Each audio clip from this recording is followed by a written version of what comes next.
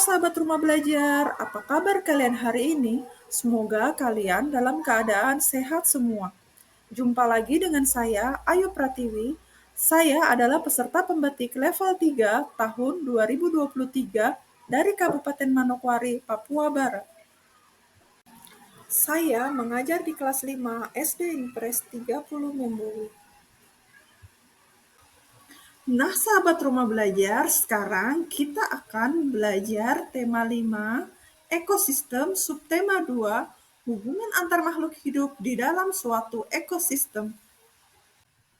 Materi pembelajaran kita hari ini adalah rantai makanan. Tujuan pembelajaran kita adalah 1. Dengan mengamati video, siswa dapat menjelaskan pengertian rantai makanan. 2. Dengan menyimak keterangan tentang rantai makanan, siswa dapat menceritakan gambar rantai makanan pada ekosistem lengkap dengan keterangannya. Siapa sekarang yang tahu apa itu rantai makanan? Ya, jadi rantai makanan adalah suatu peristiwa makan dan dimakan antar makhluk hidup dengan urutan tertentu. Rantai makanan menjadi jalur masuk energi bagi makhluk hidup. Berikut merupakan contoh rantai makanan pada ekosistem sawah. 1. Padi dimakan oleh belalang. 2. Belalang dimakan oleh katak. 3. Katak dimakan oleh ular. 4. Ular dimakan oleh elang. 5. Burung elang mati, bangkainya akan diuraikan oleh jamur menjadi humus yang baik untuk kesuburan tanah.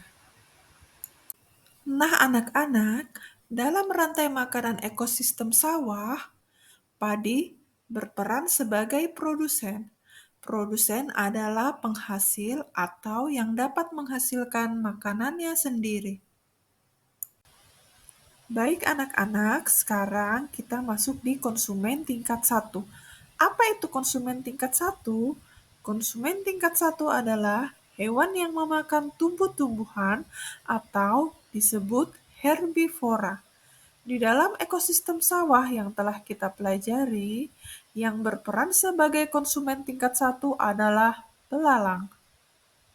Selanjutnya, konsumen tingkat kedua. Konsumen tingkat kedua merupakan konsumen yang jadi pemakan konsumen tingkat pertama. Contoh dari golongan konsumen tingkat 2 ini adalah katak. Selanjutnya, konsumen tingkat 3. Siapakah yang termasuk konsumen tingkat 3?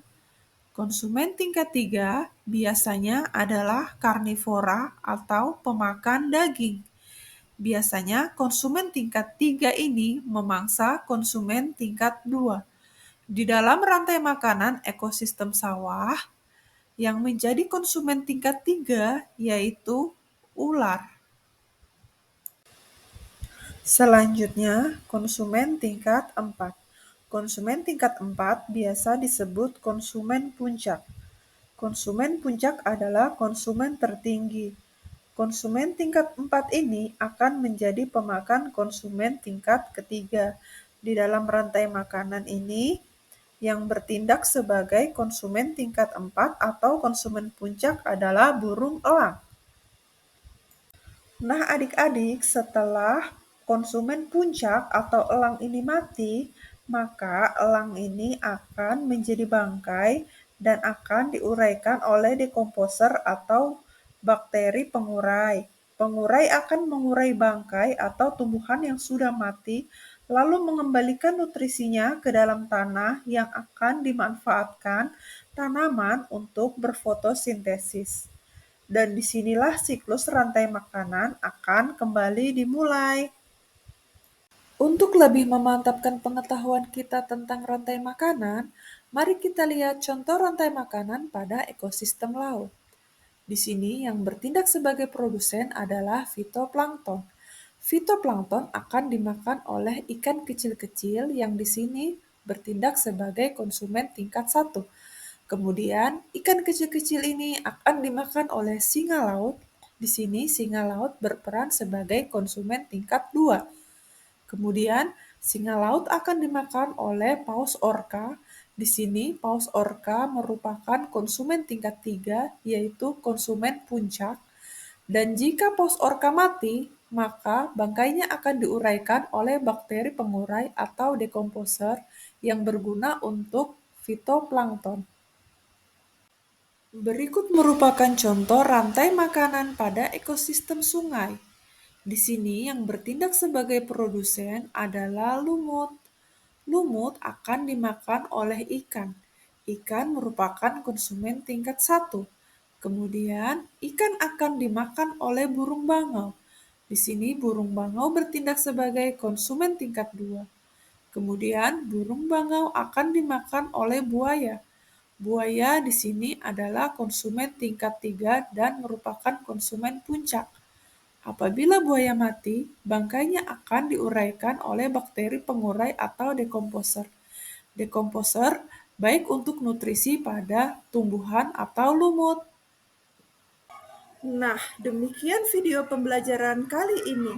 Jangan lupa untuk selalu belajar di rumah belajar. Rumah belajar, belajar di mana saja, kapan saja, dan dengan siapa saja. Sampai jumpa.